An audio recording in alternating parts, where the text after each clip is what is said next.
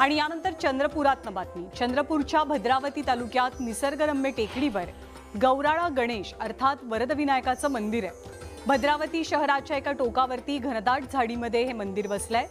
भद्रावतीच्या वरदविनायकाला विदर्भातील अष्टविनायकांमध्ये मानाचं स्थान आहे। या मंदिरातल्या गणेश मूर्तीची आख्यायिका सुद्धा मोठी आहे। गणेशोत्सव काळातल्या 10 दिवसात श्री गणेशाचं दर्शन घेण्यासाठी भाविकांची मोठी गर्दी होत असते।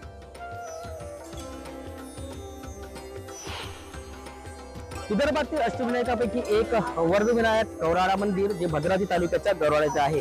हे गणेशांची जवळपास हजारो वर्षापूर्वीची ही मूर्ती आहे। ही स्वयंभू मूर्ती आहे।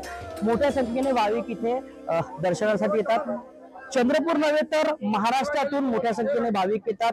या मंदिरात जवळ असलेलं सुंदर नयनरम्य वातावरण असल्यामुळे या मंदिराची शोभा जे पुन्हा एकदा वाढून जाते। गणेश महोत्सवात मोठ्या संख्येने गर्दी असते आणि या गणपती मंदिराला एक मान्यता आहे की इथं आल्यावर नवसाला हा पावतो। त्याच्यामुळे या मोठ्या संख्येने या भागाला या गणेश मंदिराला भेट देण्यासाठी दर्शन घेण्यासाठी भाविक येतात। हैदर शेख, न्यूज 18 लोकमत, चंद्रपूर। आणि रत्नागिरीच्या